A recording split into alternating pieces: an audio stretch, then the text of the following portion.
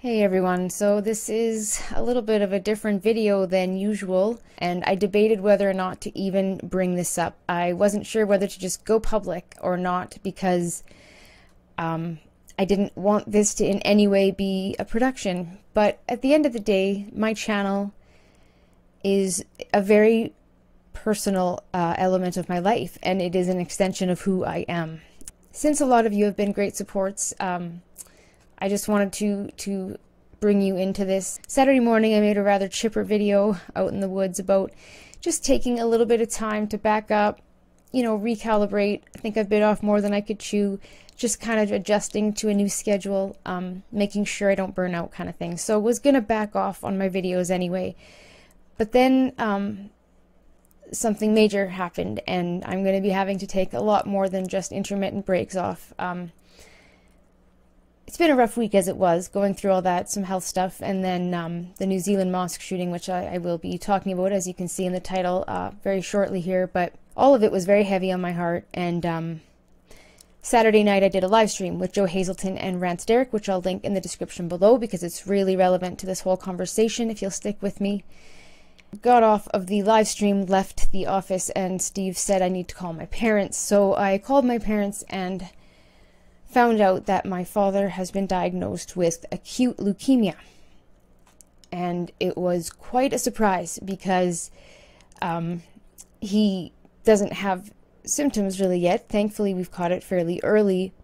We only caught it because he had blood work done for other reasons. He had a surgery done for completely unrelated vascular reasons last summer and survived, and you know, we were so happy, and he was doing well, and then just this out of nowhere, and it's all happening really fast.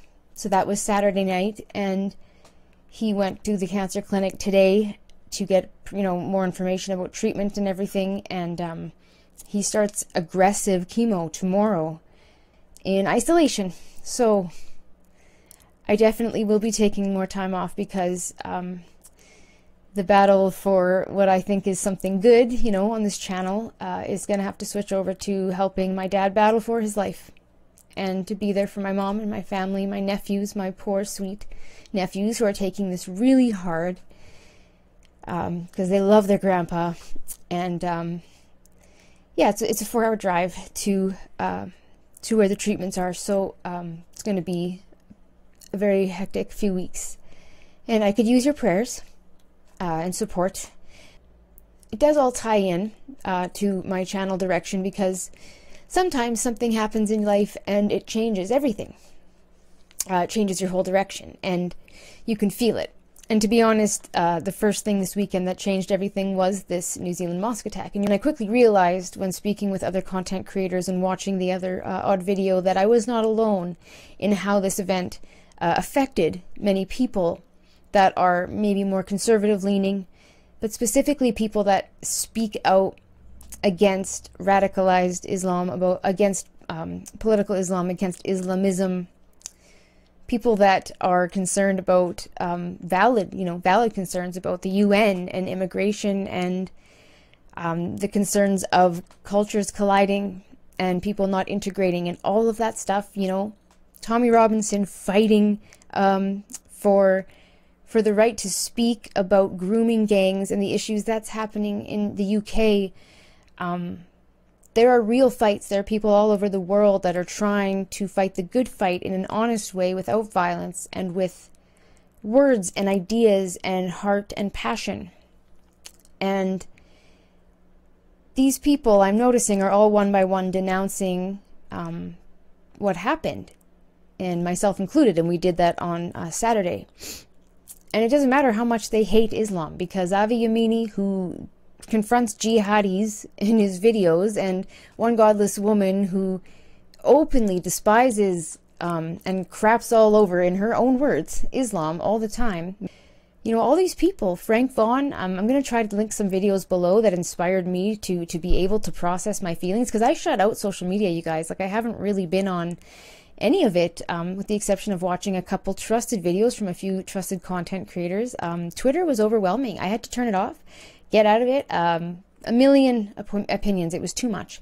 I saw one godless woman did the same. Many people expressed this feeling. My point being, this was a big deal because we recognize, as people who are trying to continue the conversation, Imam Tawhidi, you know, there's so many people that are affected by this. Apostate prophet.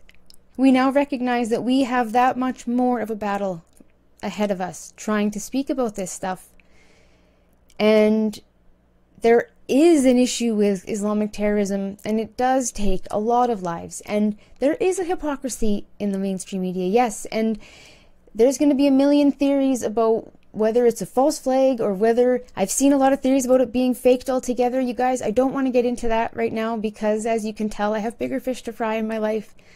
You guys can all talk about it till the cows come home. That's your right. I'm happy that people are talking, but until I see some proof, I'm not getting into conspiracy theories of any kind, whether they're legit or not. I just need to address the human element of this because, as always, before the blood dries, then the whole thing gets politicized. And we have turned on each other and done exactly what the killer wanted everyone to do. And you can argue whether the killer acted alone or in some kind of group or cult or under the influence of the deep state. You can argue whatever you want. I've seen many, many, many opinions. It's why I shut social media off. I had to process it for myself. And as the information comes out, I will do more research, I promise you. And if I'm wrong about something, I'll correct it. But as it stands, the disgusting nature of people like standing up for this atrocity and saying that we need to kill Muslims and these horrible, horrible things. Like, I don't stand for that. And we didn't stand for that on Saturday. And I haven't read all the comments because obviously life took a turn, but I heard that apparently we were called, you know, cucks and we were just being pussies and we weren't tough enough and we weren't hard enough on Muslims and we weren't hard enough on the left. And, you know, you can't win on YouTube, right? In outrage culture, you're either causing outrage, you're either feeding that, or you're just not doing enough to keep people's attention. And it's sad because these are the conversations that you have to have in order to gain any respect from the other side. And it doesn't mean you're going to, but it does mean that you take the high road. And I think something that people might forget on my channel, and I want to encourage everyone to really listen here because you might not be someone that wants to hang out on this channel when I come back full force. Because ultimately this channel is, while it's very secular and very open to anyone of any belief, it is and will be more so now dominated by my Christian and spiritual background, my foundation. And my foundation is to be a light unto this world, not like violent, making excuses for evil garbage. That's not my game, you guys. And I can't say it very well because I'm so exhausted, but please listen to Frank Vaughan's 2 videos about it.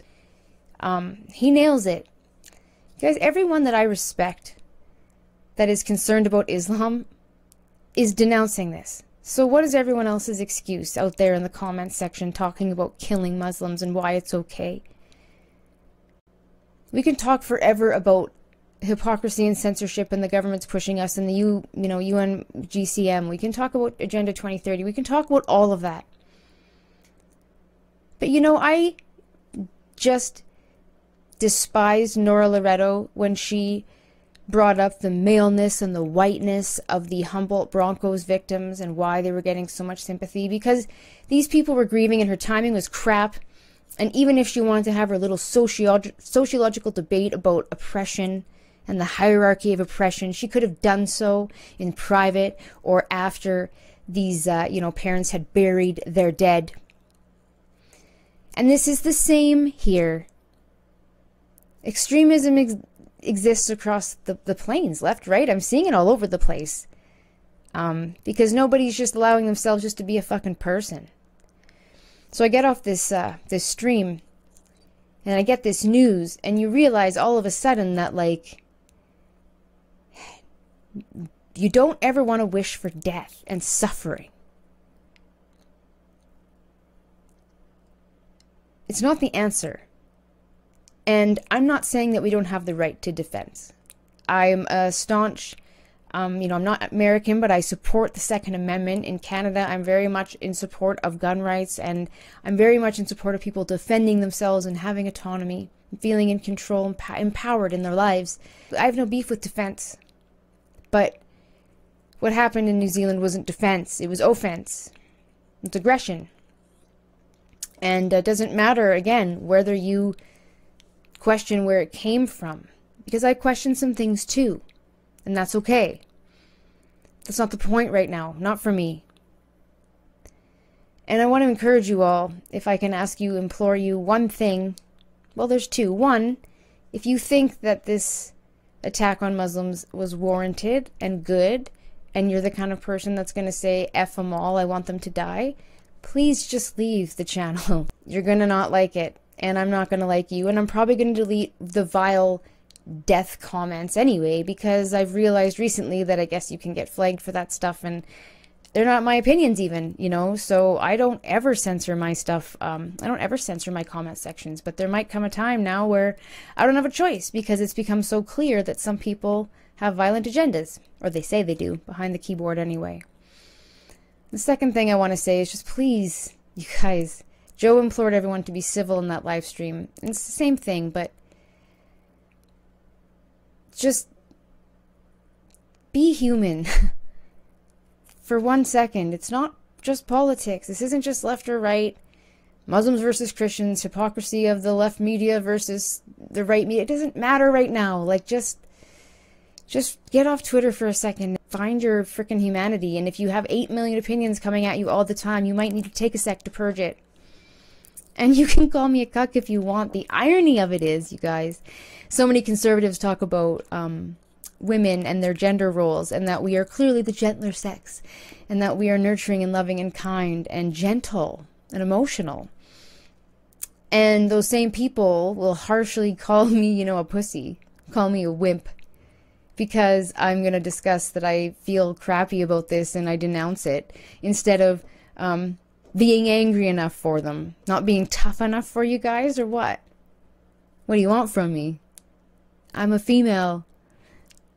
I am gentle. I am soft-hearted. Lastly, just the direction of my channel, and this is where it all meets, is that event and my father's recent diagnosis have met at a crossroads for me, which is what to do with this channel and my energy, my time, my heart, my passion. And this channel will be shifting a bit, because in response to this terrorist attack, and in response to wanting to honor my father and everything he taught me, and the tenacity and the stubbornness he gave me, and the values he instilled in me, as well as to try to bring something good to something terrible, which is my own brand of trying to show truth, I am going to shift this channel. And I will be focusing on lots of different issues still, for sure. But I really want to ramp it up and start focusing on the persecuted Christians of the world. So I will be looking through all of the dark, dank stories of horrific events in Africa and the Middle East, of Christians being persecuted, as well as Jews being persecuted. So also, if you hate the Jews, probably you're not going to enjoy this channel, and I wish you all the best. There's been a lot of little indications that this is where my channel is going, and opportunities that have been opening up in this realm, and I have to follow it.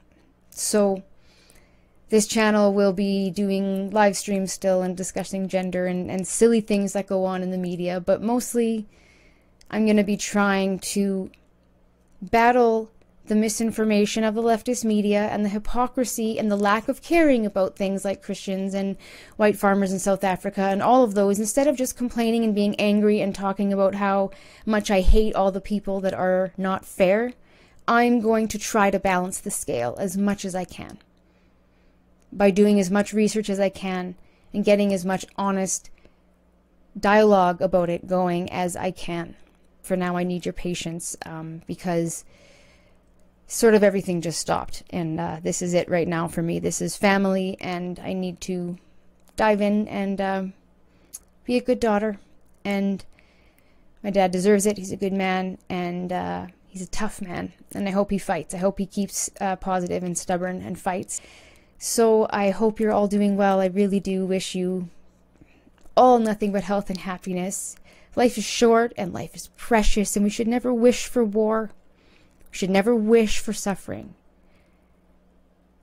Making other people suffer doesn't stop suffering. It just causes retaliation and anger and makes things worse.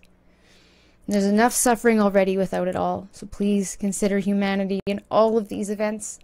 balance the head, the heart, and the gut, and be good to each other, as always, but not because the government tells you to.